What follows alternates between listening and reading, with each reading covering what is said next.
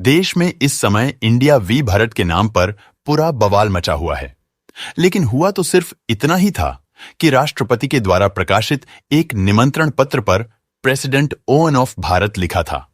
लेकिन इसे इंडिया के लिए खतरा मानते हुए विपक्ष ने 24 घंटे के दौरान जो किया और कहा है, इससे भाजपा की चाल मास्टर स्ट्रोक में बदल गया और अब बात बयानों से बढ़कर विरोध प्रदर्शन के स्तर तक पहुंच गई है। बंगाल में टीएमसी ने भारत के विरोध में रैली निकाली है। अगर विपक्ष के बौखलाहट भरे बयानों को पैमाना माने तो यह साफ है कि बीजेपी ने एक बार फिर मास्टर स्ट्रोक खेला है। पिछले 3 दिनों से लगातार देश में इंडिया बनाम भारत की ही चर्चा हो रही है। विपक्ष के बहुत से वरिष्ठ नेताओं की ओर से जो बयान आए हैं, उनसे यही लगता है कि विपक्ष बौखलाहट में है।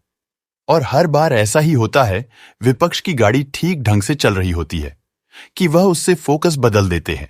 और हर बार यही होता है कि विपक्ष बीजेपी के फेंके गए जाल में बुरी तरह फंस जाता है।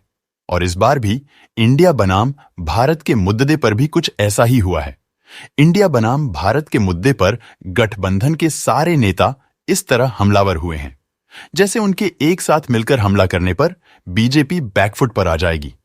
पर विपक्ष को यह सोचना होगा, यह मुद्दा ऐसा था ही नहीं कि सारी पार्टियां अपनी पूरी ऊर्जा लगाकर एक साथ बीजेपी पर हमलावर हो जाएं। यह इतना सेंसिटिव मुद्दा है कि विपक्ष जितना इसको लेकर मुखर होगा, उतना ही जनता में वह पिटेगी। और यही हुआ भी है। दिल्ली के सीएम अरविंद केजरीवाल ने कहा कि अगर कुछ पार्टियों का गठबंधन इंडिया बन जाता है तो क्या वे देश का नाम बदल देंगे?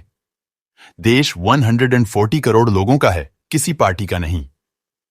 केजरीवाल ने आगे कहा कि अगर इंडिया गठबंधन अपना नाम बदलकर भारत कर देता है तो क्या वे भारत का नाम बदलकर बीजेपी कर देंगे?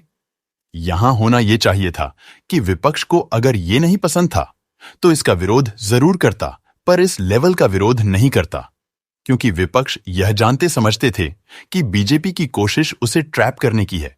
लेकिन वे फिर भी जानबूझकर उसके फेंके गए जाल में जाकर फंस गए। विपक्ष की ओर से ऐसे बयान बार बार आ रहे थे कि इंडिया गठबंधन से बीजेपी बैकफुट पर आ गई है और इसलिए वो चालें चल रही है कि जनता का फोकस बदल जाए। इसके बावजूद विपक्ष के नेताओं के जो बयान आए हैं, उससे लगता यही है कि सब कुछ समझते बूझते भी विपक्ष ट्रैप्ड हुआ है। जब विपक्ष को केंद्र की जनविरोधी नीतियों, महंगाई, बेरोजगारी जैसे मुद्दों को जनता के बीच लाने का मौका आया, तो विपक्ष जनता के बीच रैली निकालकर यह समझा रहा है कि आपके देश का नाम ऐतिहासिक क्यों नहीं होना चाहिए, इंडिया में क्या बुराई है। और अब विपक्ष जनता को यह समझा रहे हैं कि बीजेपी सरकार देश का संविधान बदल देगी।